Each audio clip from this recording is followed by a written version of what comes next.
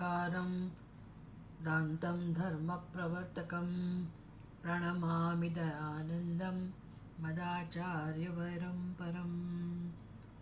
ॐ सहना भवतु सहनौ भुनक्तु सह वीर्यङ्करवावहै तेजस्विनावधीतमस्तु मा विद्विषावहै। ॐ शान्ति शान्ति शान्तिः। ॐ सदाशिवसमारम्भां शङ्कराचार्यमध्यमाम् अस्मदाचार्यपर्यन्तां वन्दे गुरुपरम्पराम्। अनुभूति प्रकाश अंतर्गत मुंडक उपनिषद अनुभूति प्रकाश छठो अध्याय। मुंडक उपनिषदना पहला मुंडकना खंड पहलो एना 6 मंत्रों सुधीनी चर्चा थई। उपनिषदनी प्रतिज्ञा छे एकस्मिन् विज्ञाते सर्वं विज्ञातं भवति।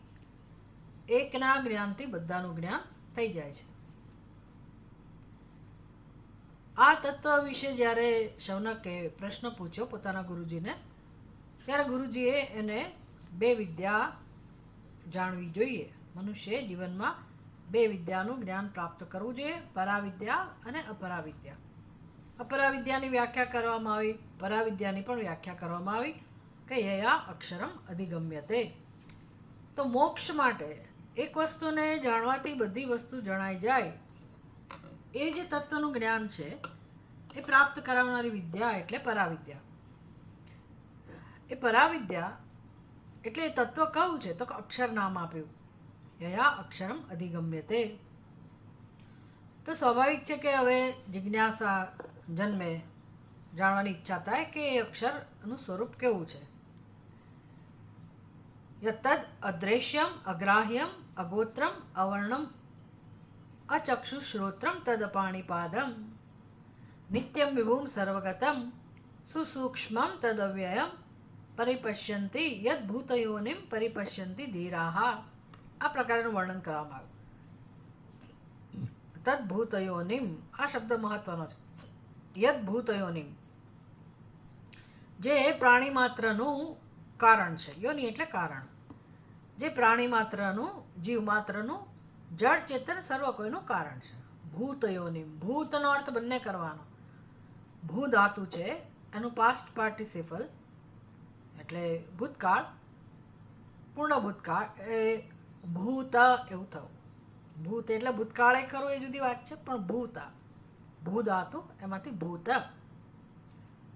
જેમ ગમ ગચ્છ તો ગત એવી રીતે આ રૂપ બનેલું છે ભૂત બનેલું। એટલે એમાં જીવ પણ આવી ગયો। જે ચેતન સ્વરૂપ છે એ જીવ પણ, કારણ કે એ પણ બન્યો છે, સર્જાયો છે, એનો પણ જન્મ થયો। અને પંચ મહાભૂત ભૂત પણ આવી ગયા।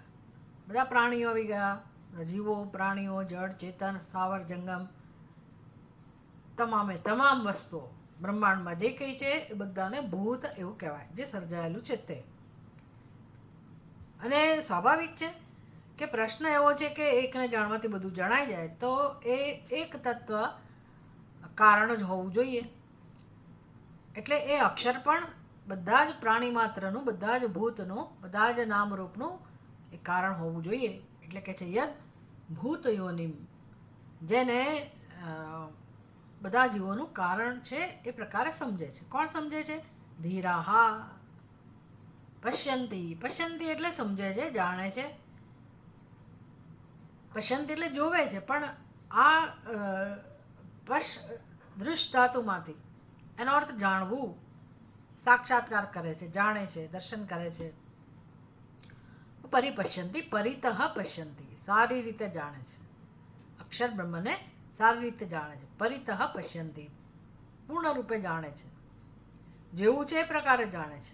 એટલે એમનો શું અભિપ્રાય છે, એમનું શું કહેવું છે, એમનું મંતવ્ય શું છે અક્ષર વિશે? કે છે અક્ષર બ્રહ્મ છે એ જગતનું કારણ છે। એટલે કારણને જાણી લઈએ તો કાર્ય જણાઈ જાય। તો કારણને જાણવાથી આખું જગત જણાઈ જાય। તો એમાં મારો પણ સમાવેશ થઈ જાય, જાણનારનો પણ સમાવેશ થઈ જાય. એ જે સમાવેશ થવાની પ્રક્રિયા છે, જાણવાની પ્રક્રિયા છે, જેમાં જીવનો આત્મામાં સમર્પણ છે, સમર્પણ થઈ જ જાય છે. કારણ કે જેમ બંગડી એવું માનતી હોય કે હું બંગડી છું, પણ બંગડી નથી માની શકતી, કારણ કે બંગડીનું સ્વતંત્ર અસ્તિત્વ છે જ નહીં. એટલે બંગડી ક્યારેય એવું ના કહી શકે કે હું બંગડી છું. તો કહેનાર કોણ હોય? સુવર્ણ જ હોય. સુવર્ણ જ એવું કહી શકે કે હું બંગડી છું. અને એવું ક્યારે કે જ્યારે એ પોતાના મૂળ તત્વને નથી જાણતું ત્યારે. વાસ્તવમાં એ સુવર્ણ બધા જ અલંકારોનું યોની છે, કારણ છે, અધિષ્ઠાન છે, તત્વ છે. પણ એ જ સુવર્ણ પોતાના સ્વરૂપને ન જાણતું હોય તો જ એ પોતાને બંગડી કહે અથવા ચેઇન કહે. હવે એનું કહેવા પાછળ કઈ ભૂમિકા છે. કેમ તો કે બંગડી રૂપી ઉપાધિ છે, ચેઇન રૂપી ઉપાધિ છે, અને એ ઉપાધિમાં સુવર્ણ પ્રગટ થઈ રહ્યું છે, અભિવ્યક્ત થઈ રહ્યું છે. એટલે સુવર્ણ ને એવો ખ્યાલ જન્મે કે હું બંગડી છું, કે હું મુઠ્ઠી છું, કે હું ચેઇન છું. એ સ્વાભાવિક છે. પણ પછી એ એવું માને કે હું બંગડી જ છું, હું મુઠ્ઠી જ છું, તો પછી હવે જ્યારે એમ કે હું બંગડી જ છું તો એ ચેઇન નથી. સ્પષ્ટ થઈ ગયું. પછી હું મુઠ્ઠી નથી, અને એને મુઠ્ઠીનો સામનો કરવો પડે, ચેઇનનો સામનો કરવો પડે, ઝાંઝરનો સામનો કરવો પડે, અનેક અલંકારો એનો સામનો કરવો પડે. એટલે એની બુદ્ધિમાં પછી આવા હું પોતે અલંકાર, બીજા અલંકારોવાળું જગત, અને પાછું એ બંને જેમાંથી જન્મ્યા એ અધિષ્ઠાન સુવર્ણ, એ ત્રીજી વસ્તુ. આવો ખ્યાલ જન્મે. બસ એ જે ખ્યાલ જન્મે, સુવર્ણ કે અલંકાર તો જડ છે, પણ માની લો કે ચેતન હોય અને એને એવો ખ્યાલ જન્મે પોતાના વિશે, તો પછી સંસાર જન્મવાનો જ. પછી સંસાર હોય જ. પછી સંસાર ન હોય એવું ના બને. કેમ તો કે હવે એ પોતે એ સુવર્ણ અલ્પ બની ગયો. સુવર્ણ અલ્પ ના હોય, પણ એ જ્યારે એમ કે હું બંગડી છું ત્યારે એને અલ્પતાનો અનુભવ થાય. એટલે કે એની બુદ્ધિમાં એ અલ્પ જ બની ગયું છે. વાસ્તવિકતા એની અલ્પતા નથી. વાસ્તવમાં એ અલ્પ નથી. વાસ્તવમાં એ અખંડ છે, પૂર્ણ છે, એક અને અદ્વિતીય છે. એના સિવાય કશું નથી. પણ આવા એના ખ્યાલને કારણે પોતે બીજા બધા નામરૂપ કરતાં, બીજા બધા અલંકારો કરતાં પોતાને જુદું સમજે છે. જુદું સમજે એટલે કાં તો એવો ખ્યાલ જન્મવાનો કે હું બીજા કરતાં ચડિયાતું છું, અને કાં તો હું ઉતરતો છું. આને કહેવાય લઘુતા ગ્રંથિ અને ગુરુતા ગ્રંથિ. પછી એમાંથી પ્રૂવ કરવાનું જન્મે, ઘમંડ જન્મે, અથવા આત્મતિરસ્કાર જન્મે. પછી એમાંથી કર્મ જન્મવાના, કારણ કે એને પૂર્ણ બનવું જ છે. આ સહન થતું નથી એનાથી અલ્પતા. અન્નમ સંસાર. અને પછી એ પૂર્ણ બન્યા વગર રહી શકે એમ નથી, કારણ કે પૂર્ણતાનું સત્ય છે. એટલે હવે પૂર્ણ બનવાનો પ્રયાસ એના જીવનમાં શરૂ થાય. એને પછી બંગડીને પેલા ચેનની ઈર્ષા આવે કે ચેનનું કેટલું જે પણ એ દ્રષ્ટિથી જોવે એને ચેન મહાન જ લાગે, અને એની પાસે બુટ્ટી આવે તો એને બુટ્ટી ઉતરતી લાગે. એટલે એ કરે શું? ગમે તેમ કરીને પોતે મહાન છે, પૂર્ણ છે, બધા કરતાં ચડિયાતી છે એવું પ્રૂવ કરવા એ સતત પ્રયત્નશીલ હોય. એમાં જીવ વિચારો. જીવ અલંકારની જગ્યાએ, બંગડીની જગ્યાએ તમે જીવને સાચી રીતે સમજી શકો, સારી રીતે સમજી શકો. એ જીવ એટલે બીજું કોઈ નહીં, આપણે પોતે, આપણી પોતાની સમજ. એટલે એ સચ્ચિદાનંદ સ્વરૂપ આત્મા જે એક અને અદ્વિતીય છે, પૂર્ણ છે, બધા જ નામરૂપનું જે અધિષ્ઠાન છે, તત્વ છે, એ જ ચૈતન્ય સ્વરૂપ બ્રહ્મા પોતાને મનુષ્ય એવું કહે છે, કારણ કે એ મનુષ્યની ઉપાધિમાં અભિવ્યક્ત થઈ રહ્યું છે. પછી એ મનુષ્યની ઉપાધિ જેવી હોય એને અનુરૂપ એના ખ્યાલ હોય, અને પછી બીજી બધી ઉપાધિ એના કરતાં ભિન્ન. એટલે જગત એના કરતાં ભિન્ન, પોતે જગતથી ભિન્ન. આમ એની બુદ્ધિમાં એ ભેદ છે. અને અંદર એનો મહાન પ્રશ્ન છે, મહાન એની સમસ્યા છે, મૂળભૂત સમસ્યા એ છે એના અંતઃકરણમાં અનુભવાતી અલ્પતા. એ અલ્પતાને સહન નથી કરી શકતો. એટલે ગુરુતા ગ્રંથિ લઘુતા ગ્રંથિથી પીડાયા કરે અને અલ્પતાને દૂર કરવા માટે કંઈક ને કંઈક કર્યા કરે, કંઈક ને કંઈક. હવે એનું કંઈ દ્રષ્ટાંતની જરૂર નથી, એ આપણું જીવન જ છે. કારણ કે આપણા જીવનના બધા જ પ્રયત્નો, બધા જ કર્મો, બધી જ પ્રવૃત્તિઓ આ કંઈક ને કંઈક બનવા માટે છે. કે બન્યા પછી, પરિવર્તન પછી, મારી અંદર જે કંઈ પરિવર્તન આવે એના પછી હું સ્વીકાર્ય બનું, પછી હું મહાન બનું, પછી હું સુખી થઉં. આમ બનવાની પ્રક્રિયા ચાલે છે. એન્નમ ભવ, ભવિષ્યામી ભવિષ્યામી, હું બનીશ, આવો બનીશ, આવી બનીશ, આ સમયે બનીશ, આવી રીતે બનીશ. બની જાઉં એટલે અત્યારે છું એનો સ્વીકાર નથી, પણ હું બની જાઉં, બની જાઉં, બની જાઉં. આ જ્યાં સુધી આપણે નહીં સમજીએ ત્યાં સુધી બીજા ક્ષેત્રમાં કામ ચાલુ રહેશે. એટલે કે બનવાની પ્રક્રિયા ચાલુ રહેશે. અને બની બનીને કેટલા મહાન બની શકો તમે. કૂવાનું દેડકું વરસાદના કારણે કૂવો છલકાઈ ગયો, દેડકું બિચારું બહાર જતું રહ્યું પાણીની સાથે. પછી દૂર તણાયું, પછી એણે ભેંસ જોઈ પાણીમાં તરતી, અને પછી ગમે તેમ કરીને પાછું પોતાના ઘરે કૂવામાં આવ્યું હોય શોધતું શોધતું, અને એની માને કહે છે, માં મેં એટલું મોટું પ્રાણી જોયું, એટલું મોટું પ્રાણી જોયું. એટલે એની માને એમ કે મારાથી મોટું કોઈ છે જ નહીં. એટલે એની માં પછી કેવડું મોટું એમ પોતાના શરીરને ફૂલાવ્યા કરે, આટલું મોટું, આટલું મોટું. તો કે ના ભાઈ, એટલું મોટું માં કે તું કલ્પના ના કરી શકે. અને એની માં બન્યા જ કરે, ફૂલ્યા જ કરે. ફાટી જાય એનું શરીર, ફાટી ગયો. પણ એ ભેંસ જેવું શરીર ના બનાવી શકે, એવડી ના બની શકે.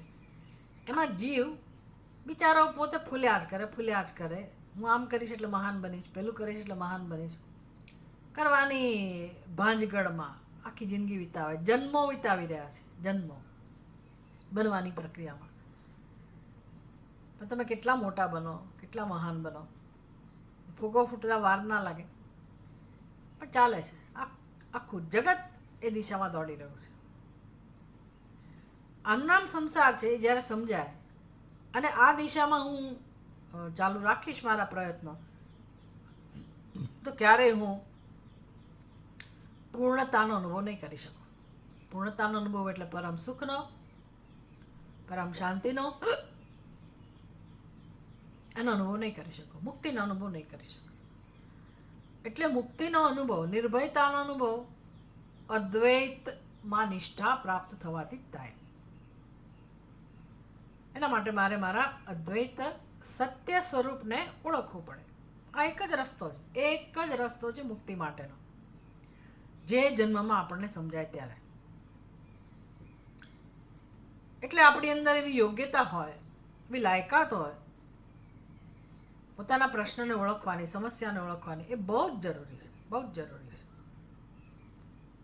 નહીંતર સંસારે પકડી રાખશે માણસ અને સત્સંગે ચાલુ રાખશે, કશું મળે બળે નહીં.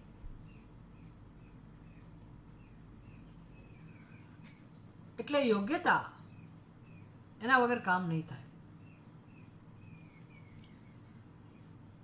તો ચલો અમને જણાવો, અમે જાણીએ કે અક્ષર બ્રહ્મ કેવું છે. એના ઉત્તર રૂપે કહો કે ભાઈ એ તો ભૂત યોનિમ, સમસ્ત નામરૂપી જગત જે છે, સમસ્ત બ્રહ્માંડ છે, એનું કારણ છે. આવું વિદ્વાનો તો સમજી શક્યા, સારી રીતે સમજી શક્યા, એમને કોઈ સંશય નથી. એટલે હવે આગળ વધે છે ઉપનિષદ. યદેવમ લક્ષણમ ભૂતયોનિમ ભૂતાનામ કારણમ. ભૂતયોની એટલે ભૂતોનું કારણ. પૃથ્વી ઇવ સ્થાવર જંગમાનામ. પૃથ્વી જેમ કે પૃથ્વી, ભૂતો 5 મહાભૂત કો, અથવા બધા જીવો, બધું જ લઈ લેવાનું. એનું જે કારણ છે, એટલે કે બધાનો જે આત્મા છે, એને આત્મભૂતમ સર્વસ્ય અક્ષરમ, સર્વસ્ય આત્મભૂતમ અક્ષરમ પરિપશ્યંતિ ધીરાહ ધીમંતઃ વિવેકિનઃ. વિવેકી લોકો એનું દર્શન કરી શકે છે. ઈદૃશમ અક્ષરમ યયા વિદ્યા અભિગમ્યતે સા પરા વિદ્યા ઇતિ સમુદાયાર્થઃ. તો એ વિષય પૂરો થયો કે આવું અક્ષર સ્વરૂપ બ્રહ્મ જે વિદ્યાથી જાણી શકાય, ઈદૃશમ અક્ષરમ યયા વિદ્યયા અધિગમ્યતે, સા જે વિદ્યાથી જાણી શકાય, સા પરાવિદ્યા ઇતિ સમુદાયાર્થ. સા વિદ્યા યા વિમુક્તય, અહીંથી આવે છે. એ જ વિદ્યા છે જે આપણને મુક્તિ અપાવે. મુક્તિ આપવાની રીત કઈ છે એ આપણે જાણવું જોઈએ, કે કારણને જાણવાથી મુક્તિ મળે. કારણને જાણવાની જે વિદ્યા છે એનું નામ છે પરાવિદ્યા. કારણ કેવું છે, જેનું નામ અક્ષર છે, કારણ કેવું છે, ભૂતયોની અક્ષરમ ઇત્યુક્તમ. તો હવે એ કેવી રીતે કારણ છે? તમે કહી દો માત્ર શબ્દો કે બધાનું કારણ છે, એનાથી કે આપણી બુદ્ધિમાં કંઈ મહાન પ્રકાશ ના થાય, કોઈ અજ્ઞાન દૂર ના થાય. એમ તો બધા જાણે છે ભારતમાં તો કે ભગવાન જ કારણ છે, બધાની અંદર ભગવાન રહેલો છે, બધા જીવોનું કારણ ભગવાન છે, જગતનું કારણ પરમાત્મા, બધા જાણે છે, પણ બધા દુઃખી છે. એટલે એ કંઈ જ્ઞાન નથી. તો અમને સમજાવો કે ખરેખર એ પરમાત્મા કેવી રીતે બધા ભૂતોનું કારણ છે. તત્કથમ ભૂતયોનિત્વમ, તો બધાનું કારણત્વ આ અક્ષરની અંદર છે એ કેવી રીતે છે, કેવી રીતે છે એનો ઉત્તર આપે છે. ઇતિ ઉચ્યતે, એ સમજાવે છે. કેમ આવું કહેવાની જરૂર પડી? કારણ કે આપણે કારણ જાણીએ છીએ, નથી જાણતા એવું નહીં. ઘડાનું કારણ કોણ છે? જેનો ઘડો છે તે, માટીનો ઘડો હોય તો એનું કારણ છે માટી, સોનાનો ઘડો હોય તો સોનું. એવું કાર્યકારણ તો આપણે જાણીએ છીએ, પણ પછી કાર્યકારણ વચ્ચેનો સંબંધ, અથવા તો તમે જ્યારે એમ કહો છો કે અક્ષર એક જ છે અને બધાનું કારણ છે, તો જગતમાં જેટલા કાર્ય છે, સર્જન છે, એમાં તો એકથી વધારે કારણો જણાય છે. એક કારણથી કશું કાર્ય બનતું નથી, સર્જન થતું નથી. બે કારણ તો મુખ્ય, ઉપાદાન કારણ અને નિમિત્ત કારણ. પણ નિમિત્ત કારણમાં જેમ કે ઘડો હોય તો એમાં ઉપાદાન કારણ માટી, પણ માટી વત્તા નિમિત્ત કારણ એટલે કે કુંભાર, પણ કુંભારને બીજા બધા નિમિત્ત સહાયક કારણો જોઈએ, પાણી જોઈએ, ચાકડો જોઈએ, બધું જોઈએ. તો એ બધાનું શું? અને મકાન બનાવવું હોય તો એના તો અનેક કારણો હોય પાછા. એટલે કેવી રીતે જાણવું કે આ સમસ્ત વિશ્વનું કારણ, બ્રહ્માંડનું કારણ એક જ છે? તો શક્ય જ નથી. એવી વિશંકા પણ જન્મે. એક કેવી રીતે હોય? એક જ તત્વ, જળ ચેતન બધા અહીંયા તો ભૂતો છે. નામરૂપની અંદર તો કેટલી બધી વિવિધતા છે. ખાસ કરીને બે પ્રકારના તત્વો, જળ અને ચેતન. તો એક જ તત્વ એમાંથી જળ કેવી રીતે જન્મે, એક જ તત્વ એમાંથી ચેતન કેવી રીતે જન્મે, અથવા તો એકમાંથી અનેક જન્મે જ કેવી રીતે? એટલે બે તત્વો હોય તો સમજાય, ઉપાદાન કારણ અને નિમિત્ત કારણ, તો એનું સર્જન થાય. આ તો અક્ષર એક જ છે તો એમ એ કેવી રીતે જગતનું કારણ હોય? આ બધું એની પાછળ રહેલું છે. આવો પ્રશ્ન રહેલો છે. એટલે ઉપનિષદ હવે અક્ષર બ્રહ્મ, ભૂતયોનિમ અક્ષર બ્રહ્મ, સમસ્ત ભૂતોનું જે કારણ છે એ અક્ષર બ્રહ્મને સમજાવે છે, કારણત્વ સમજાવે છે અક્ષર બ્રહ્મનું. ઉપનિષદની અંદર 7મો મંત્ર છે. યથોર્ણનાભિસૃજતે ગૃહ્ણતે ચ યથા પૃથિવ્યામોષધયઃ સંભવન્તિ યથા સતઃ પુરુષાत् કેશલોમાની તથા અક્ષરાत् સંભવતિ વિશ્વમ. યથા ઊર્ણનાભિઃ સૃજતે ગૃહ્ણતે ચ યથા પૃથિવ્યામ ઓષધયઃ સંભવન્તિ યથા સતઃ પુરુષાत् કેશલોમાની તથા અક્ષરાत् સંભવતિ ઇહ વિશ્વમ. અક્ષરાत् ઇહ વિશ્વમ સંભવતિ. અક્ષરાત અક્ષર બ્રહ્મમાંથી, પરમાત્મામાંથી આ વિશ્વ જન્મે છે. અક્ષરાત ઇહ ઇહ એટલે કે અહીંયા આ સૃષ્ટિમાં ઇહ વિશ્વમ આ વિશ્વ સંભવતી સંભવે છે તથા તેની જેમ તે રીતે અક્ષરાત અક્ષર બ્રહ્મમાંથી પરમાત્મામાંથી આખું વિશ્વ પ્રગટ થાય છે, જન્મે છે. આમ કારણત્વ સમજાવે છે. દ્રષ્ટાંત આપ્યા, એકથી વધારે દ્રષ્ટાંત આપ્યા. યથાલોકે પ્રસિદ્ધમ, જે આપણે જાણી શકીએ, જે આપણા અનુભવમાં હોય, અને અનુભવને પ્રમાણ ગણીને દ્રષ્ટાંતના આધારે કે ભાઈ એક પ્રમાણ પૂરતું છે, એક દ્રષ્ટાંત પૂરતું છે. એક દ્રષ્ટાંત હોય તો પછી એ ભલે અસંભવ લાગતો હોય તો પણ એ સંભવ છે એવું સ્વીકારી શકાય. એક દ્રષ્ટાંત આપો એટલે વાત પૂરી થઈ ગઈ. એક જ તત્વમાંથી જગત કેવી રીતે જન્મે, એકમાંથી અનેક જન્મે જ કેવી રીતે, પોતાનામાંથી જ પોતાનું સર્જન થાય, કારણમાંથી જ કાર્ય જન્મે, એ કેવી રીતે બને? તથા ઉર્ણનાભિ સૃજતે ગૃહ્ણતે ચ, એટલે કરોળિયાનું દ્રષ્ટાંત આપ્યું. કરોળિયો, જેમ કે કરોળિયો સૃજતે ગૃહ્ણતે ચ, કરોળિયો શું કરે? બંને એમાં સૃજતે અને ગૃહ્ણતે, ઉત્પત્તિ અને લય બંનેની વાત કરી. જાળું બનાવે ત્યારે પોતાનામાંથી જ લાળ ઉત્પન્ન કરે, આ ઉપાદાન કારણ તો. જાળું બનાવવાનું મટીરિયલ, જાળું ભલે કાર્ય હોય, જાળું ભલે ભિન્ન હોય, પણ કોણે સર્જ્યું? તો કે કરોળિયાએ. શેમાંથી સર્જ્યું? પોતાનામાંથી જ. એટલે કરોળિયો એક જ હતો, અને છતાં એણે પોતાની લાળમાંથી આ જાળું બનાવ્યું, સર્જન કર્યું એના જાળાનું. એટલે સાબિત થઈ ગયું જો કરોળિયો કરી શકતો હોય તો અક્ષર બ્રહ્મ કરી શકે. કઈ રીતે એ સમજવું પડે. પણ કરોળિયો છે ને, બસ કરોળિયો કરી બતાવે છે, તો આપણે સ્વીકારવું પડે કે હા, કરોળિયો પોતે જ એક જ છે, છતાંય એ ઝાડા માટેનું કારણ છે. એટલું જ નહીં, જ્યારે એ ઝાડું રચતો હોય અને એને અધવચ્ચે ભય લાગે, ભયજનક પરિસ્થિતિ લાગે, તો એ પાછી લાળને પોતાનામાં ગળીએ જાય છે. ગૃહ્ણતે ચ, એને ખાઈ પણ જાય છે. આમ કે જે જાળું બનાવ્યું હોય એને ખાઈ નથી જતો, પણ એટલું તો ખરું કે એ લાળને પાછી પોતાનામાં લઈ લે છે. એક દ્રષ્ટાંત કરોળિયાનું આપ્યું. યથા પૃથિવ્યામ ઓષધયઃ સંભવંતી,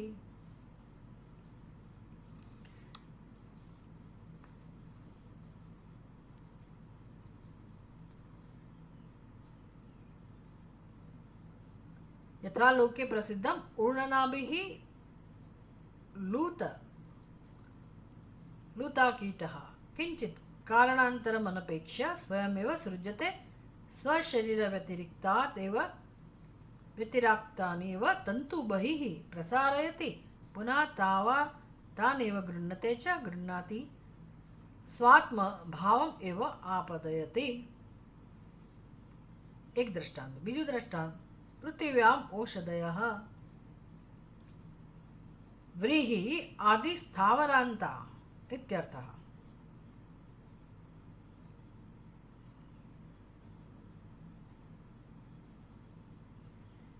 चलो बीजું દ્રષ્ટાંત આપ્યું કે ભાઈ પેલો તો કરોળિયો જુદો અને જાળું જુદું.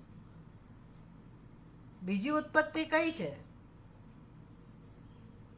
તો કે એનાથી ભિન્ન ના હોય અને ઉત્પત્તિ હોય તો કે હા, પૃથ્વીમાંથી જે ઔષધિ જન્મે છે એ જન્મ્યા પછી પણ પૃથ્વીથી અભિન્ન છે.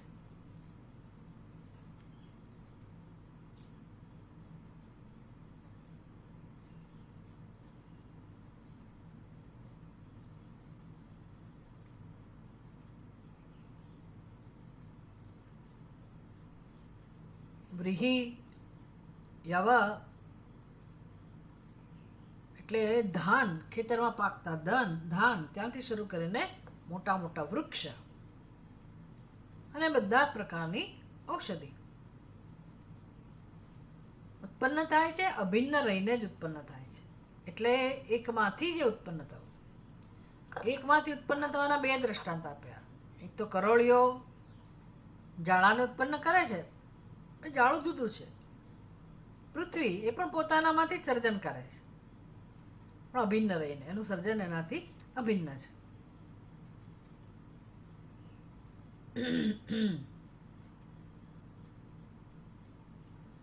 પછી પ્રશ્ન થાય કે ભાઈ કારણમાં જે હોય એ ગુણો કાર્યમાં આવે એ સમજી શકાય, પણ અહીંયા તો વિરુદ્ધ ગુણો. આ જળ વસ્તુઓ કેવી રીતે ચેતનમાંથી ઉત્પન્ન થાય? એટલે ત્રીજું દ્રષ્ટાંત આપ્યું. યથા સતઃ પુરુષાત કેશલોમાની સંભવંતી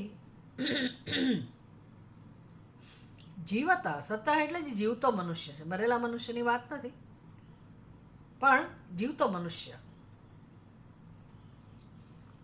વિદ્યમાન વ્યક્તિ જે જીવિત છે એ મનુષ્યના શરીરમાં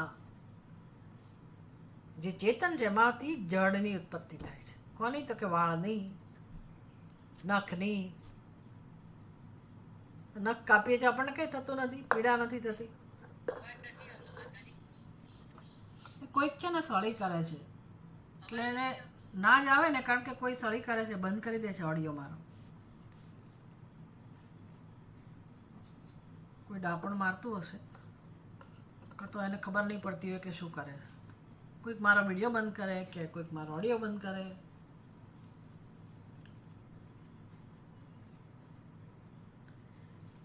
એટલે જળમાંથી કેવી રીતે, ચેતનમાંથી કેવી રીતે જળની ઉત્પત્તિ થાય?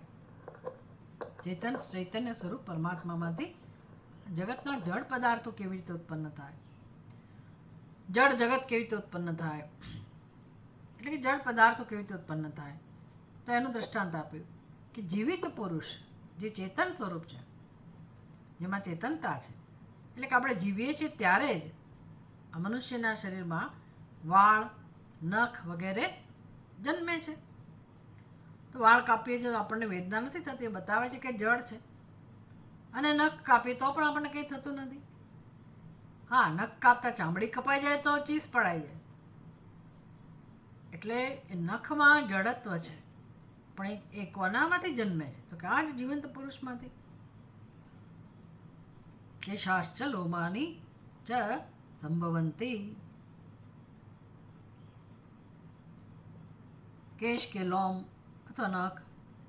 યથા એતે દૃષ્ટાંતાઃ તથા વિલક્ષણમ સલક્ષણમ ચ નિમિત્ત અંતર અનપેક્ષાત યથોક્ત લક્ષણાત અક્ષરાત સંભવતી સમુત્પદ્યતે ઇહ સંસાર મંડલે વિશ્વમ સમસ્તમ જગત. એટલે વિલક્ષણ કે સલક્ષણ, કારણના લક્ષણવાળું કે કારણના લક્ષણોથી વિરુદ્ધ, ચેતનથી વિરુદ્ધ. જળ કહો તો એ જળની ઉત્પત્તિ પણ એમાંથી છે, અને ચેતનમાંથી ચેતનની ઉત્પત્તિ પણ છે. આવું વિલક્ષણ અને સલક્ષણ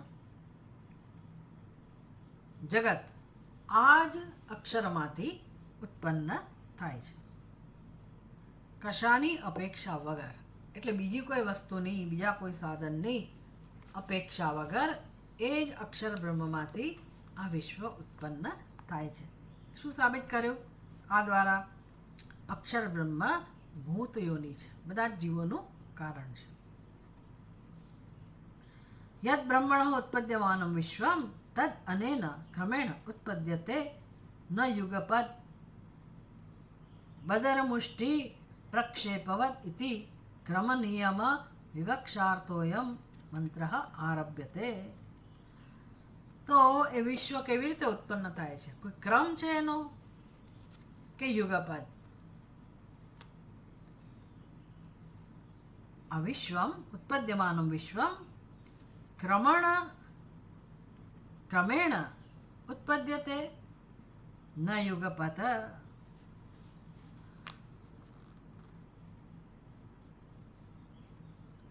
એટલે કે કોઈ ક્રમ છે એમાં? બ્રહ્મમાંથી ઉત્પન્ન થવાવાળા જગતનો કોઈ ક્રમ છે કે પછી બસ તમે હાથમાંથી ફેંકો બધા દ્રવ્યો જેમ કે બોર હોય મુઠ્ઠીમાં અને ફેંક્યા ચારે બાજુ, એવી રીતે એક સાથે બધું ઉત્પન્ન થાય છે.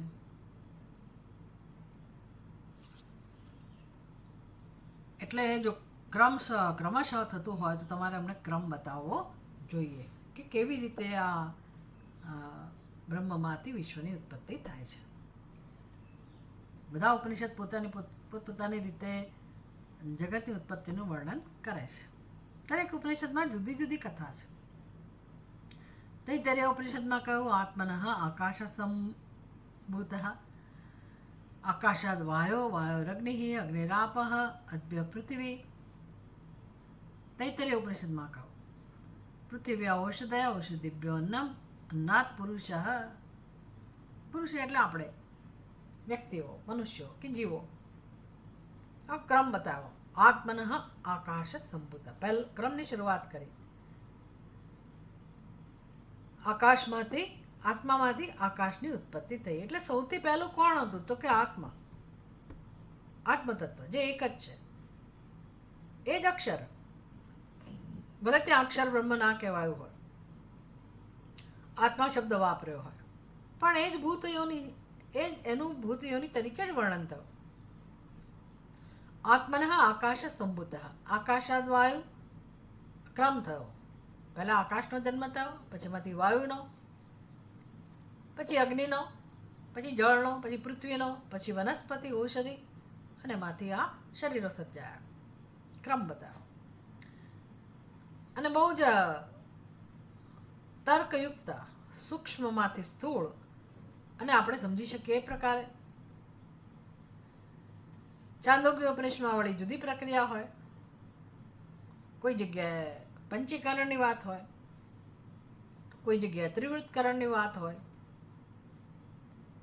મુંડક ઉપનિષદ એની રીતે સમજાવે છે. એટલે બધા ઉપનિષદો પોતપોતાની રૂપે, પોતપોતાની રીતે આ સૃષ્ટિનું વર્ણન કરતા હોય છે. એટલે આપણે એકથી વધારે ઉપનિષદનું અધ્યયન કર્યું હોય તો આપણને ફાયદો એ રહે કે આપણે ચિંતન કરી શકીએ કે એવી જુદી જુદી ઉત્પત્તિની પ્રક્રિયા બતાવવાનું પ્રયોજન શું છે. ઉપનિષદ જ સમજાવે કે ભાઈ તાત્પર્ય સર્જનમાં નથી, તાત્પર્ય સૃષ્ટિમાંય નથી. આ સૃષ્ટિ જન્મી છે, એનું કારણ પરમાત્મા છે, એવું સમજાવવાનું તાત્પર્ય પણ નથી. સૃષ્ટિને સિદ્ધ કરવાનું તાત્પર્ય નથી. સૃષ્ટિનું કારણ બ્રહ્મ છે એવું કહેવાનું તાત્પર્ય નથી. પણ મારી ને તમારી બુદ્ધિમાં સૃષ્ટિ છે, વિશ્વ છે, અને આ પ્રશ્નો જ્યાં સુધી મને કોઈ જવાબ ના આપે ત્યાં સુધી મારી બુદ્ધિ આગળ વધી ના શકે, વિચારી ના શકે. એટલે ઉપનિષદ જાણે છે આ પ્રક્રિયા કે બુદ્ધિને કઈ રીતે સ્થૂળમાંથી સૂક્ષ્મ તરફ લઈ જવી. એટલે આપણા સ્તરે, આપણી સમજના સ્તરે, અજ્ઞાનના સ્તરે, સ્થૂળતાના સ્તરે આવીને શ્રુતિ ઉપદેશ આપતી હોય છે. હું કહું છું કે જગત છે તો કે શ્રુતિ કહે છે હા છે. શું જાય છે કહેવામાં? છે. ક્યાંથી આવ્યું? હું કહીશ તને. એટલે આપણે સાંભળવા તૈયાર થઈએ. સીધે સીધું જો શ્રુતિ એવું કે બ્રહ્મ સત્ય જગત મિથ્યા, આવું જગત છે જ નહીં, તીનો કાલ મેં જગત है ही नहीं, એ તો જે માંડુક્ય ઉપનિષદ શીખવનારા હોય કે પછી અજાતવાદ શીખવનારા હોય, એ લેવલના ગ્રંથોનું અધ્યયન થતું હોય કે પછી એવા બ્રહ્મનિષ્ઠ મહાત્માઓ કોઈ જગ્યાએ હોય, તમે એની પાસે પહોંચી જાઓ તો સીધો એવો જ જવાબ મળે. કોણ સા જગત? जगत है ही नहीं, तीनों काल में जगत था ही नहीं, है भी नहीं, हो भी नहीं सकता है. આવો જવાબ આપે. એટલે તમે નમસ્કાર કરીને પાછા આવો, કારણ કે તમને પ્રશ્નનો ઉત્તર તો ના જ મળે. અને એ જે કહે છે ખોટું નથી, એ કહે છે વાત તો સાચી છે, પણ આપણે સમજી ના શકીએ. એટલે શું કરવાનું? એટલે આપણે ખાલી બહુ બહુ તો બોલતા થઈ જઈએ કે તેનો કાળમાં જગત થઈ નહીં, પણ હું કોણ? તો કે હું એટલે તો જીવ પાછી. એટલે મારી સમજમાં કોઈ પરિવર્તન ના આવે. એનો અર્થ કે મારી અલ્પતામાં, દુઃખમાં, મારા સંઘર્ષમાં, પરવશતામાં કોઈ પરિવર્તન ના આવે. એ સંસાર ચાલુ રહે. એટલે ઉપનિષદ આ બધું જાણે છે, શ્રુતિ જાણે છે. એટલે કેમ આપણી બુદ્ધિને તૈયાર કરવી, એના માટે આપણી બુદ્ધિમાં જે જે પ્રશ્નો જન્મે એ બધાનો ઉત્તર આપે. અને પાછા આપણે સમજી શકીએ. જેમ કે ઘડો ઉત્પન્ન થયો, ઘડો ક્યાંથી આવ્યો, તો આપણે સમજાવીએ કે ભાઈ ઘડો સર્જન કહેવાય, કાર્ય કહેવાય. ઘડો આમનામ ઉત્પન્ન ના થાય, ઉત્પન્ન થવાની પ્રક્રિયા હોય. ઉત્પન્ન થતાં પહેલાં એ માટી હોય, એ ક્યાંક પડી હોય, અને કુંભાર લઈ આવે માટીને. ઘડો આમનામ માટીમાંથી ઉત્પન્ન ના થાય. કુંભારને જેને જ્ઞાન છે ઘડાનું, ઘડાના સર્જનનું, જેના મનમાં ઘડો ઉત્પન્ન કરવાની ઈચ્છા છે, આવડત છે, પ્રયોજન છે, નિશ્ચય છે, એવો કુંભાર માટીને લઈ આવે પોતાના આંગણામાં અને પછી એમાંથી ઘડો સર્જે છે. ને આપણે આ જોઈએ પણ છીએ. એટલે આપણે કોઈ આવી પ્રક્રિયા કે આવા ક્રમને આપણે હંમેશા પકડી રાખીએ કે જગત પણ આવી જ રીતે ઉત્પન્ન થવું હોવું જોઈએ. તો જગત કયા જળ તત્વોમાંથી આમનામ ઉત્પન્ન ના થાય. ભલે પાંચ મહાભૂતમાંથી સર્જાયું હોય, પણ પાંચ મહાભૂત તો જળ છે, એમાંથી કંઈ જગત આમનામ ઉત્પન્ન ના થાય. તો કુંભારની જેમ કોઈક નિમિત્ત કારણ હોવું જોઈએ. વળી એ જ્ઞાન સ્વરૂપ હોય, ચેતન સ્વરૂપ હોય, એને જ્ઞાન હોવું જોઈએ, એનામાં ઈચ્છા હોવી જોઈએ, આવડત હોવી જોઈએ, સૂઝ હોવી જોઈએ, નિશ્ચય હોવો જોઈએ, ઈચ્છા હોવી, બધું હોવું જોઈએ. તો જ જગતનું સર્જન થાય. આપણી બુદ્ધિ આ જ રીતે સમજી શકે એવી આપણી બુદ્ધિની અવસ્થા છે અત્યારે. શું તેને ધ્યાનમાં રાખે છે? ચાલો હું તમને સમજાવું કયો ક્રમ છે, કેવી રીતે આ જગત સર્જાયું. એટલે 8મા શ્લોકમાં પછી એની શરૂઆત થાય છે. તપસા ચીયતે બ્રહ્મ તતો અન્નમ વિજાયતે અન્નાત પ્રાણો મનસત્યમ લોકા કર્મ સુચામૃતમ. તપસા ચીયતે બ્રહ્મ. પહેલો ક્રમ શું થયો કે જે બ્રહ્મ એક જ હતું, અક્ષર બ્રહ્મ જે એક જ હતું, એ ફૂલ્યું. કેવી રીતે? તપશ્ચર્યાથી. એમાંથી અન્ન જન્મ્યું. તો આપણે કઠોળ પલાળીએ ને, બહેનોને આવી ખબર હોય, કઠોળ પલાળો, ચણા પલાળ્યા, મગ પલાળ્યા, તો પલાળ્યા પછી મગ ધીરે ધીરે ફૂલે, ચણો ધીરે ધીરે ફૂલે. ફૂલ્યા પછી એમાંથી અંકુર પ્રગટ થાય, આ ઉત્પત્તિ થઈ. એમાં બ્રહ્મ જાણે કે ફૂલ્યું અને એમાંથી અંકુર પ્રગટ થયો. તો અન્નમ અભિજાયતે. અન્નાત પ્રાણ. એમાંથી અન્ન જન્મ્યું, અન્નમાંથી પ્રાણ, પ્રાણમાંથી મન, મનમાંથી સત્ય, એમાંથી લોકાહ, એમાંથી કર્મ, અને એમાંથી અમૃતમ એટલે કે કર્મનું ફળ.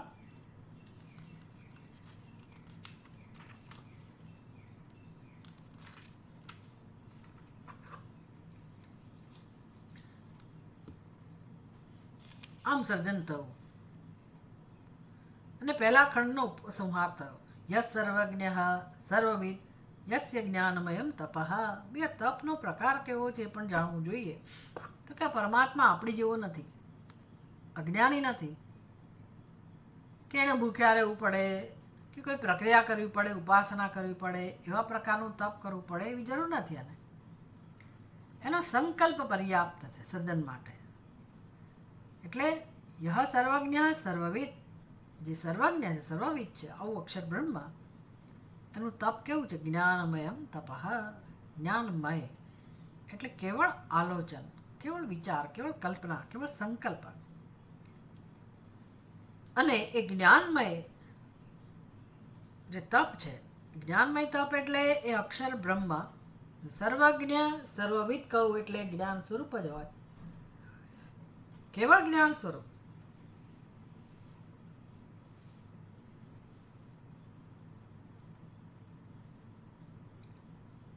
ઓમ નમઃ પ્રણવાર્તાય શુદ્ધ જ્ઞાનૈક મૂર્તય નિર્મલાય પ્રશાંતાય દક્ષિણામૂર્તય નમઃ. ઓમ જેનું નામ છે અથવા તો ઓમનો જે અર્થ છે, ઓમ નમઃ પ્રણવાર્તાય શુદ્ધ જ્ઞાનૈક મૂર્તય, કેવળ જ્ઞાન સ્વરૂપ છે. આવા બ્રહ્મમાંથી, સર્વજ્ઞ સર્વવિદ એવા બ્રહ્મમાંથી, અથવા તો એવા બ્રહ્મએ તપ કર્યું. એ તપ પણ કેવું હોય? જ્ઞાનમયમ તપા. વિચાર કર્યો, ચિંતન કર્યું, સંકલ્પ કર્યો. એ સંકલ્પમાંથી તસ્માત એતદ બ્રહ્મ નામ રૂપમ અન્નમ ચ જાયતે.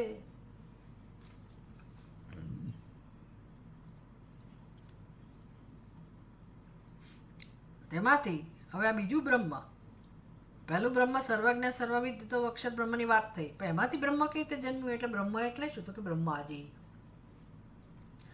તસ્માત એતદ બ્રહ્મ, આ બ્રહ્માજી હિરણ્યગર્ભ, એમાંથી પછી નામ રૂપ ઉત્પન્ન થયા. નામ રૂપ અન્નમ ચ જાયતે. અન્ન કહો એટલે બધું જગત આવી ગયું.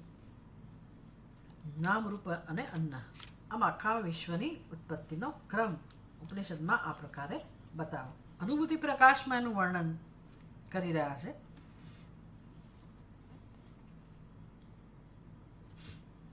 19મા શ્લોકમાં કહેવામાં આવ્યું, ન યુક્તમ ભૂતયોનિત્વમ સાધનાંતરવર્જનાત એકસ્માત ચેતનાદ ભૂઃ.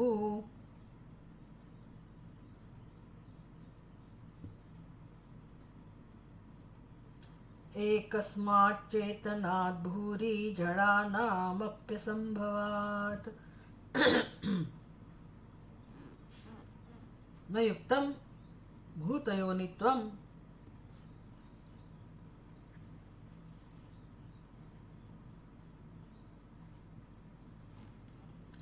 ન યુક્તમ ભૂતયોનિત્વમ સાધનાંતર વર્જનાત. સાધનાંતર વર્જનાત ભૂતયોનિત્વમ ન યુક્તમ. આવો પ્રશ્ન જન્મે, કારણ કે અક્ષર બ્રહ્મનું વર્ણન કરવામાં આવ્યું કે યત ભૂતયોનિમ પરિપશ્યંતિ ધીરાહ, જે સમસ્ત ભૂતોની યોનિ છે, કારણ છે, વિદ્વાનો જેને સારી રીતે જાણે છે. એટલે કોઈને શંકા જન્મે, સાધનાંતર વર્જનાત, અક્ષર બ્રહ્મ સિવાય કંઈક તો હોવું જ જોઈએ. જ્યારે કશું ના હોય, અન્ય સાધન ના હોય, તો એના વગર ઉત્પત્તિ થઈ શકે નહીં. તો પછી એ ભૂત યોનિત્વ ના કહેવાય. બધા ભૂતોની યોનિ કારણ છે એવું ના કહી શકાય બ્રહ્મ વિશે. યોગ્ય નથી. ન યુક્તમ એટલે કે એ સંભવી શકે નહીં. સાધનાંતર વર્જનાત ભૂત યોનિત્વમ ન યુક્તમ. અન્ય સાધન નહીં હોવાથી એનું ભૂત યોનિત્વ સિદ્ધ થતું નથી. એકસ્માત ચેતના ભૂરી જળાનામ અપી અસંભવાત. વળી એકસ્માત ચેતના, જે એક ચેતન વસ્તુ અક્ષર બ્રહ્મ, જે એક અદ્વિતીય ચેતન વસ્તુ છે, જ્ઞાન સ્વરૂપ છે, એમાંથી અનેક જળ ભૂરી જળાનામ અપી અસંભવાત.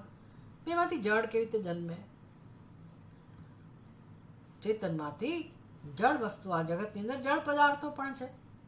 તો અક્ષર બ્રહ્મ તો જ્ઞાન સ્વરૂપ છે, એક છે, અદ્વિતીય છે, ચૈતન્ય સ્વરૂપ છે. એમાંથી આ જળ પદાર્થો કેવી રીતે જન્મે?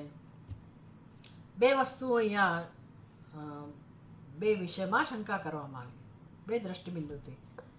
એક તો અન્યની સહાય વગર કશાની ઉત્પત્તિ ના થાય. એટલે બે કારણો હોય, નિમિત્ત કારણ અને ઉપાદાન કારણ. બે તો જોઈએ તો જ સર્જન થાય. અને અહીંયા તો તમે એક જ અક્ષરની વાત કરો, તો એમાંથી અનેકની ઉત્પત્તિ કેવી રીતે થાય? એટલે બીજા વગર સર્જન ના થાય. એક વસ્તુ એ. બીજું, અક્ષર બ્રહ્મ ચેતન સ્વરૂપ છે, જ્ઞાન સ્વરૂપ છે, અને જગતમાં તો જળ પદાર્થો પણ છે. તે જળ પદાર્થો શેમાંથી જન્મ્યા? ચલો ચેતનમાંથી અનેક જીવ બન્યા એ સમજી શકાય, પણ જળ પદાર્થો ક્યાંથી આવ્યા? ચેતનમાંથી જળની ઉત્પત્તિ ના થાય. અમે જગતમાં જોઈએ છીએ કે જેની ઉત્પત્તિ થાય છે, જે કાર્ય છે એ બધામાં કારણના ગુણો છે. સુવર્ણના અલંકારો, એમાં અલંકારોનો રંગ એટલે સુવર્ણનો રંગ. અલંકારોની જે કંઈ એનો ચળકાટ હોય, એના ગુણધર્મો હોય, અલંકારોના બધા ગુણધર્મો એટલે સુવર્ણ, એના કારણના ગુણધર્મો. તો કારણના જે ધર્મો હોય એ જ કાર્યમાં આવે. તો જળ પદાર્થો છે એ કેવી રીતે જન્મે?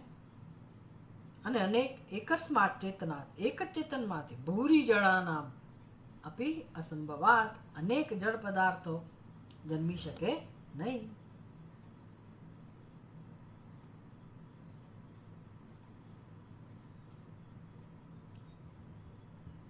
એટલે વિસ્તારથી વસ્તુ સમજાવે છે 20મા શ્લોકમાં. બહ્વોષધ્યો યથૈકસ્યા ભૂમેર્જાતા યથા જડાઃ કેશાશ્ચેતનતો જાતાઃ તથા ત્વક્ષરતો જગત. બહ્વ ઓષધ્યો ओषध्यः यथा एकस्याः भूमेः जाताः. बहवो औषधयः यथा एकस्याः भूमेः बहवो औषध्यः जाताः. यथा जडाः केशाः चेतनतः जाताः तथा तु अक्षरतः जगत. यथा एकस्याः भूमेः, एक જ ભૂમિ છે, ભૂમિ એક જ છે આપણે જાણીએ છીએ. यथा एकस्य भूमेः, પાંચમી વિભક્તિ એકવચન, ભૂમેः. एकस्या એ પણ પાંચમી વિભક્તિ એકવચન. ભૂમિ એ ફેમિનાઇન છે, સ્ત્રીલિંગ છે. एकस्याः भूमेः यथा बहवो औषध्यः, અનેક ઔષધિ, અનેક ઔષધિઓ. હવે ખબર પડશે જેમ જેમ વરસાદ આવશે ઘણું બધું સૂકું ભટ્ટ થઈ ગયું હોય, પણ પછી ભલભલી સૂકી જગ્યામાં પણ અનેક ઔષધિઓ એટલે કે અનેક વનસ્પતિ, ઘાસ ફૂસ, જાત જાતના છોડવાઓ. હિમાલયમાં જાઓ તો ત્યાં પણ અનેક પ્રકારના નાનાવિધ છોડવાઓ, બધા અનેકવિધ વૃક્ષો દુષ્યમાંથી જન્મે છે એક જ ભૂમિમાંથી. એક ભૂમિમાંથી જ અનેક ઔષધિઓ ઉત્પન્ન થાય છે. ખરેખર એ જે ઉત્પન્ન થાય છે ને ઔષધિ કહેવાય. પછી એ તો આપણને જાણતા નથી, આપણને જ્ઞાન નથી, પણ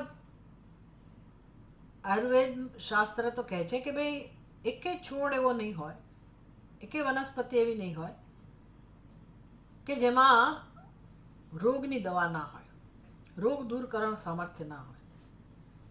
એટલે એને ઔષધિ કહેવાય. બધી ઔષધિમાં કંઈક ને કંઈક ગુણ હોય છે, આપણને ખબર ના હોય, જાણતા ના હોય. જેમ એકે મંત્ર, એકે શબ્દ એવો ના હોય કે જે મંત્ર ના બની શકે, એકે વર્ણ એવો ના હોય કે જે મંત્ર ના બની શકે. બની શકે, ઉપાસનાનું સાધન બની શકે, આપણે જાણતા ના હોય, પણ એમાં શક્તિ હોય. એવી રીતે બધી ઔષધિ, એમાં બધી રોગને દૂર કરવાનું સામર્થ્ય હોય છે. અનેક ઔષધિઓ એક જ જમીનમાંથી ઉત્પન્ન થાય છે, જેવી રીતે એક જ જમીનમાંથી અનેક ઔષધિઓ ઉત્પન્ન થાય છે. એટલે એકમાંથી અનેક ઉત્પન્ન થવાની વસ્તુ એનું દ્રષ્ટાંત આપ્યું. પહેલો પ્રશ્ન હતો ને કે ભાઈ સાધન અંતર વર્જનાત, બીજા ન હોય તો પછી કેમ ઉત્પત્તિ થાય? તો કે એક જ તત્વ ભૂમિ, એમાંથી અનેક ઔષધિઓ જન્મે જ છે. બીજું દ્રષ્ટાંત, યથા જડાહ કેશાહ. બીજી શંકા હતી ચેતનમાંથી જળ કેવી રીતે જન્મે? તો કે જેવી રીતે કેશાહ, કેશ એટલે વાળ, બધા જાણે છે કે વાળ જળ છે. યથા કેશાહ ચેતનતઃ જાતા, ચેતન વ્યક્તિમાંથી જ જન્મે છે. બસ આ દ્રષ્ટાંત આપ્યું એટલે તમારા પ્રશ્નનો ઉત્તર અપાઈ ગયો, શંકાનું સમાધાન થઈ ગયું. શું સમાધાન થયું? એકમાંથી અનેકની ઉત્પત્તિ થાય પહેલી વસ્તુ આ, કોઈની મદદ વગર, અન્ય સાધન વગર એકમાંથી જ અનેકની ઉત્પત્તિ થઈ શકે છે. બીજું, ચેતનમાંથી જળની ઉત્પત્તિ થાય છે. તથા આ પ્રકારે અક્ષરતઃ જગત, અક્ષર સ્વરૂપ બ્રહ્મમાંથી જગતની ઉત્પત્તિ થાય છે.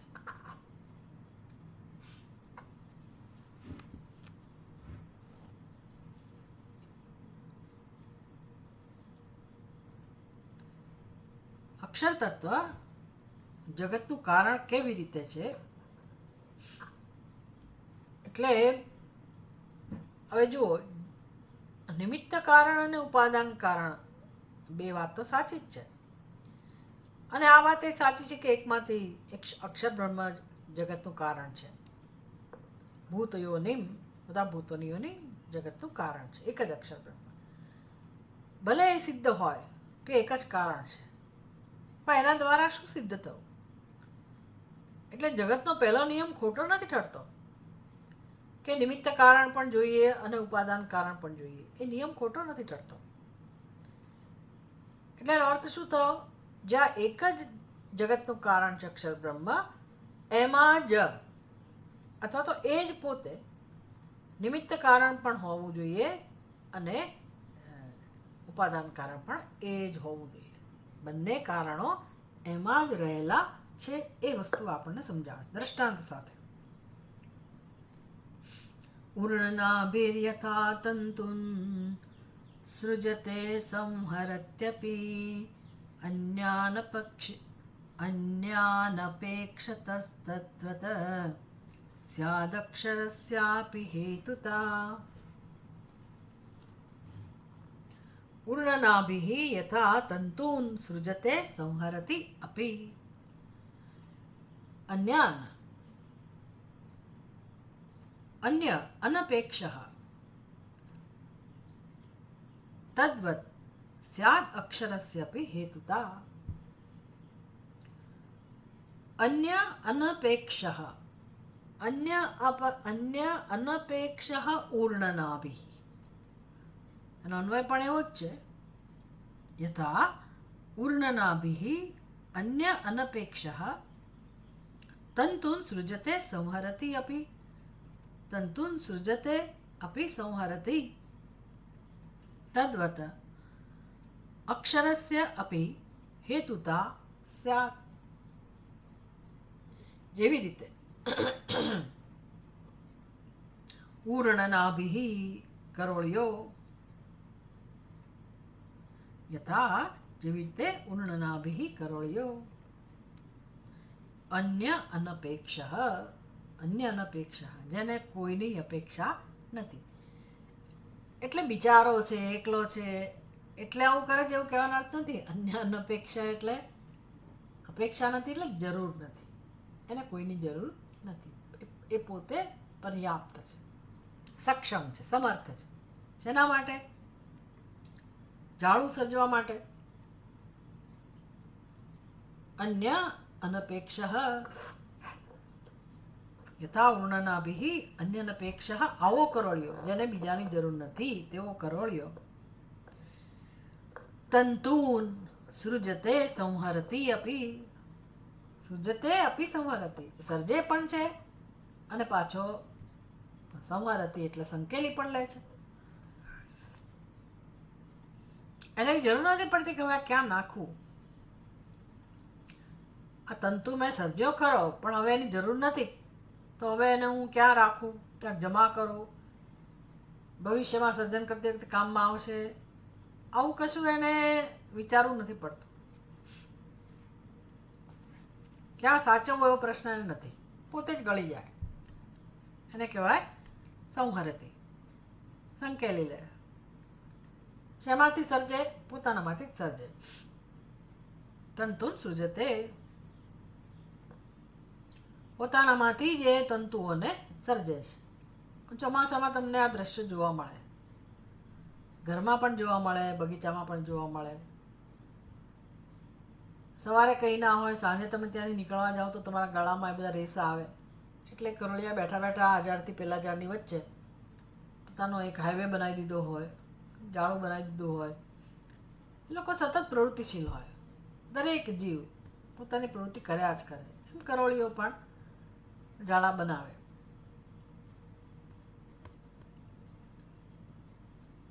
એટલે પોતાનામાંથી જ લાળ ઉત્પન્ન કરે. આ મટીરિયલ ઉપાદાન કારણ પોતાનામાંથી જ. અને એણે એ કેમ લાળ ઉત્પન્ન કરવી, પછી એ લાળને કેમ ગૂંથવી, આહા હા, એ તો જબરજસ્ત એની વ્યવસ્થા છે, જબરદસ્ત એનું જ્ઞાન છે. એન્જિનિયરિંગ ચક્કર ખાઈ જઈએ આપણે, એટલું સરસ એનું કામકાજ હોય છે, એટલું ચોક્કસ કામ હોય છે. કેવા આકારનું, કેટલા માપનું, કેમ મેં માપ લેતો હશે, કેવી રીતે કરતો હશે, કેવી રીતે અહીંથી ત્યાં દોડાદોડ કરતો, બધું કરે છે. અદ્ભુત. આ જ ખરેખર ઈશ્વર સૃષ્ટિ છે. ઈશ્વરની અભિવ્યક્તિ, જ્ઞાન સ્વરૂપ ઈશ્વરની અભિવ્યક્તિ એટલે જ આ સર્વત્ર અભિવ્યક્ત થઈ રહ્યું છે એ તત્વ. અને આપણે બાઘા મારીએ છીએ.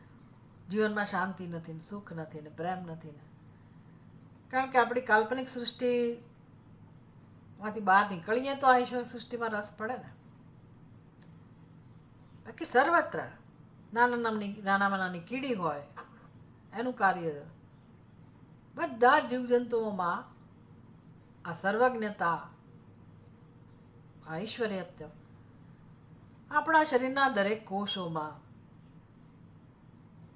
આપણા શરીરની રચનામાં, આ પ્રાણાપાનની પ્રક્રિયામાં, ચયાપચયની પ્રક્રિયામાં સર્વત્ર જ્ઞાન ભરેલું છે. કેવળ અને કેવળ જ્ઞાન સ્વરૂપ પરમાત્મા.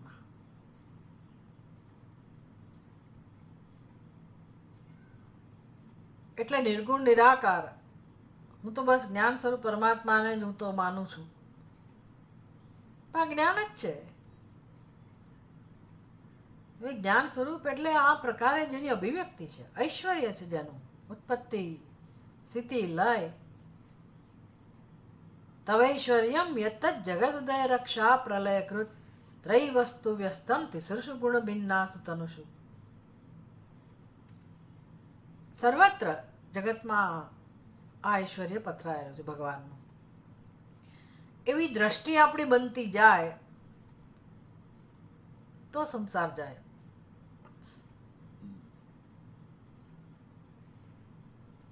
એના માટે આપણે આપણો સંસાર છોડવો પડે, કલ્પના છોડવી પડે, અને એ દ્રષ્ટિને પ્રાપ્ત કરવા માટે ચિંતન કરવું પડે, મનન કરવું પડે. કેટલું સુંદર રીતે શ્રુતિ સમજાવે છે કે આ કરોળીઓ એટલે કેવા કુદરતમાંથી બધા દ્રષ્ટાંતો મળી રહે છે. યથાવર્ણનાભિઃ, તો ઋષિ મુનિઓ જોતા જ હશે, આ બધું નિરીક્ષણ કરતા હશે. એટલે કે જેમ શ્વેતાશ્વતર ઉપનિષદમાં બધા બ્રહ્મવેત્તાઓ ભેગા થાય અને જગતનું કારણ શું હશે એવું ચિંતન કરતા હોય, તો આ સૃષ્ટિની આંખડા કાન ના કરે. સૃષ્ટિમાં જ એને શોધે કે સૃષ્ટિમાં ક્યાંથી પ્રેરણા મળે છે બધા જીવોને. કેનેશિતમ પતતિ પ્રેષિતમ મનઃ, ક્યાંથી પ્રેરણા મળે છે એ સૃષ્ટિમાં બીજા જીવોને મળે છે કે પછી મને પણ જે પ્રેરણા મળે છે ક્યાંથી પ્રેરણા મળે છે? કોણ છે આ? આપણા શબ્દો પાછળ કોણ છે? બોલવાની પ્રક્રિયા પાછળ કોણ છે? સાંભળવાની પ્રક્રિયા પાછળ શું છે? અર્થ સંભળાય છે એના માટે કઈ વસ્તુ છે? અર્થ અહીંથી ત્યાં સુધી પહોંચે છે એના માટે કયું તત્વ જવાબદાર છે? પછી આ ટેકનોલોજી તો માં તો કોઈ પ્રશ્ન જ નથી કે એ જ્ઞાન એટલે કયા પ્રકારનું જ્ઞાન. કેટલાક વર્ષો પહેલાં આપણને ખબર નહોતી કે આવું શક્ય હશે, કે આપણે વિડીયોમાં કે આવી રીતે ફોનમાં કોઈને જોઈ શકીશું, સાંભળી શકીશું, આ પ્રકારનો વ્યવહાર થઈ શકશે. બધું થાય છે. આમ જ્ઞાનમય જ છે આખું જગત. તો સર્જન, સ્થિતિ, લય જેને કહીએ છીએ એ પરમાત્મામાં કેવી રીતે શક્ય છે? એનો પ્રકાર કેવો છે? તો કે જો આ પરમાત્મા જ બધું બની જાય છે, એ જ ઉર્ણનાભી છે. અને આ ઉર્ણનાભી તો આપણે ઓળખીએ છીએ, આપણે એને પરમાત્મા તરીકે નથી ઓળખતા, પણ એ કરોળીઓ છે અને એનું નવું સર્જન છે. એટલે શ્રુતિ એ દેખાડે છે કે જુઓ તો ખરા, આવું દ્રષ્ટાંત છે બે. તો પછી જો કરોળિયો સર્જી શકતો હોય તો અક્ષર બ્રહ્મ ના સર્જી શકે? સર્જી શકે. એને કોઈની જરૂર ના હોઈ શકે, બની શકે. એટલે એક દ્રષ્ટાંત પર્યાપ્ત છે એકમાંથી અનેકના સર્જન માટે. અન્યની અપેક્ષા વગર એકમાંથી અનેકનું સર્જન. જેમ કરોળિયો, એટલે એકમાંથી અનેકનું સર્જન એટલે સમજવાનું કે હોય તો બે જ કારણો. નિમિત્ત કારણ એ હોય જ અને ઉપાદાન કારણ પણ હોય, પણ એ બંને એક જ હોય. એટલે કરોળિયો જ્યારે વિચારે કે મારે સર્જન કરવું છે તો એની બુદ્ધિ, એની સૂઝ, એની આવડત, આ બધું નિમિત્ત કારણ, ચેતન કારણ થયું. અને જે સલાઈવા, જે લાળ એણે ઉત્પન્ન કરી એ ઉપાદાન કારણ થયું. બંને એક જ છે. એવી રીતે બ્રહ્મમાં આ બંને વસ્તુ શક્ય છે. તદ્વત એ પ્રકારે અક્ષરસ્ય અપી હેતુતા. That's it. અક્ષરસ્ય એટલે 4 અક્ષરા. અક્ષર એટલે બ્રહ્મ, પરમાત્મા માટે, બ્રહ્મ માટે એવું જ છે. હેતુતા એટલે કારણત્વ, ભૂતો યોનિત્વ. અક્ષર બ્રહ્મ જેમ કરોળિયો બંને કારણ ધરાવે છે, નિમિત્ત કારણ અને ઉપાદાન કારણ બંને કરોળિયામાં છે, એવી રીતે અક્ષર બ્રહ્મ એ સમસ્ત જગતનું કારણ છે. એટલે કે એ જ નિમિત્ત કારણ છે, એ જ ઉપાદાન કારણ. બ્રહ્મણો જગદુત્પત્તેઃ ક્રમોયમવગમ્યતામ વક્ષ્યમાણેન તપસા બ્રહ્માદાવુપચીયતે. બસ હવે ક્રમ, મસ્જિદમાં જેમ ક્રમ બતાવો એમ અનુભૂતિ પ્રકાશમાં પણ હવે ક્રમ બતાવવાનો રહ્યો ખાલી, કે અમને ક્રમ સમજાવો જેથી અમે સમજી શકીએ કે કેવી રીતે આ ધીરે ધીરે સર્જન થાય છે. એનો જવાબ આપે છે ઉપનિષદ. આટલી મહેનત કરે છે ઉપનિષદ, તસદી લે છે શ્રુતિ, એટલા માટે જ કે આપણે સમજી શકીએ, બાકી જરૂર નથી. પણ આપણી બુદ્ધિ જડ છે, આપણી બુદ્ધિ ક્રમને વળગેલી છે, આપણે તો જ સમજી શકીએ એમ છીએ. એટલે આવી કથા શરૂ કરે છે. સ્વામી દયાનંદજી મહારાજ સરસ દ્રષ્ટાંત આપે કે ભાઈ નાનું બાળક માતાના ખોળામાં રમતું હોય અને ચોમાસાની ઋતુ છે અને આકાશમાં બહુ બધા ગડગડાટ થતા હોય તો પૂછે કે માં શું થાય છે બધું? પાણી વરસતું હોય, કડાકા ને ભડાકા થતા હોય, તો માં આ ક્યાંથી પાણી આવે છે? શું થાય છે? આટલો બધો અવાજ કેમ આવે છે? એટલે પછી માતા વાર્તા શરૂ કરે કે તને ખબર છે ઇન્દ્ર રાજા હોય આકાશમાં, એનો હાથી હોય, એને 7 સૂંઢ હોય, બહુ શક્તિશાળી હોય, અને એ પછી પાણી ભરે બધી સૂંઢમાં અને પછી જોરથી એ પાણી ફેંકે એટલે વરસાદ થઈને આવે. ભગવાન ગીડી દડો રમતા હોય, હું જાત જાતનું કે આપણે સાંભળેલું છે. એટલે બાળકને પછી સમજાય કે હા આવું હશે ચોક્કસ. જો પિતાને પૂછ્યું અને પિતા એને સૈદ્ધાંતિક જવાબ આપવા બેસે, એ ઉનાળાની ઋતુમાં સૂર્ય તપે ને પછી આ સમુદ્રના પાણીનું શોષણ થાય ને બાષ્પીભવન થાય ને પછી આમ થાય ને પછી તેમ થાય ને પછી વાદળો બંધાયા ને પછી એમાં ગુરુત્વાકર્ષણને કારણે હવે પૃથ્વી ઉપર પાણી. બાળકને એમાં કોઈ રસ ના હોય, કશો રસ ના હોય. એટલે શ્રુતિ આવી રીતે આપણી સાથે વાતો કરે જેથી આપણે સ્વીકારી શકીએ. એનું તાત્પર્ય આ બધામાં નથી, એને ક્રમ ના કે તો ચાલે, પણ સમજાવવા માટે એટલી તસદી લે છે શ્રુતિ કેવી રીતે આ સર્જન થાય છે. ઓમ પૂર્ણમદ પૂર્ણમિદમ પૂર્ણાત પૂર્ણમુદચ્યતે પૂર્ણસ્ય પૂર્ણમાદાય પૂર્ણમેવાવશિષ્યતે. ઓમ શાંતિ શાંતિ શાંતિ. હરિ ઓમ. શ્રી ગુરુભ્યો નમઃ. હરિ ઓમ.